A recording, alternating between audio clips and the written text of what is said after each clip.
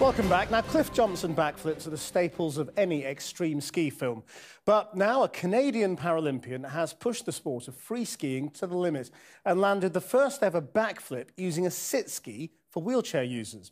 Josh Dweck has captured his feat in an exhilarating ski documentary. But given that a skiing accident put him in a wheelchair in the first place, how does he think through the risks? Our sports correspondent, Kemian Zeram, reports. Right, there's a lot of things that potentially could go wrong and the outcome could be traumatic. Am I prepared for what could happen? This was a work of art. Josh Dweck's story starts a decade ago when a flip on skis went wrong. The weight of my ski boots came around and smacked me in the back of the head and it was lights out. He'd broken his back, but Josh returned to the mountains as a racer in a sit ski specially adapted for wheelchair users, triumphed at the Paralympics and X Games. There was something missing though, and what he's done since has revolutionized skiing. I'm not a ski racer, I'm a free skier. This is my dream, this is what I want to do, and I'm not going to be fully satisfied until I give an honest effort to it.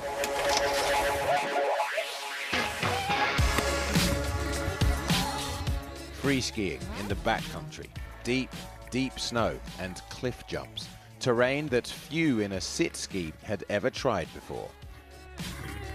Josh's film, The Freedom Chair, has wowed audiences and collected awards the world over, this month at the Kendall Mountain Festival in the Lake District. But how on earth do you make a ski flick in the backwoods of beyond with a guy who can't walk around and inspect his terrain? I can't quite see what's over that edge. I'm not able to hike down and then hike back up and assess the environment. So I have to put 100% faith in the judgment of the people that I'm working with.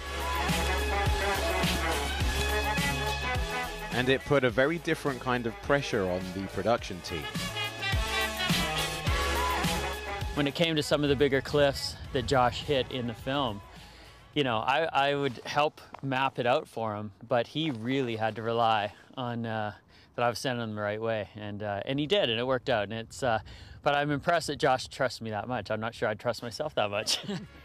But then Josh had another idea. He wanted, in his words, to step outside his comfort zone and attempt the first ever backflip in a sit ski, the kind of stunt that had put him there in the first place. But what about when stepping that touch out of your comfort zone involves landing on your head from 30 feet up, when you've already snapped your spine? Yeah, no, that was a huge concern that I had, right? There's a lot of things that potentially could go wrong and the outcome could be traumatic, even more so than the challenges that I already face in my life. And I contemplated that deeply. I asked myself, am I prepared for what could happen? Is my family ready? My wife, could she deal with that? Like, is it fair that I put all these other people in that situation just for my desire to do something scary? The answer, he said, was no, unless absolutely everything could be controlled. So he practiced again and again on an airbag. Then his friends built a jump designed specifically for a sit ski. It sat unused in the British Columbia backcountry for 3 weeks until the weather cleared, with several feet of soft, fresh snow.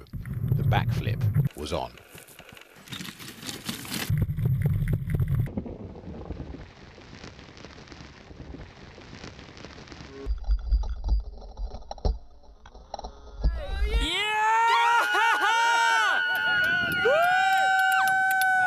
And it's that moment of anticipation, that moment of excitement when everything builds. It's just kind of like that, just a nice little breeze.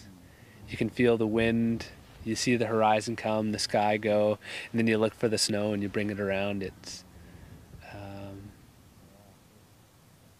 the best that I can put words to it. It's incredible. And you can see Kami's full interview with Josh Dweck on our website, channel4.com/news.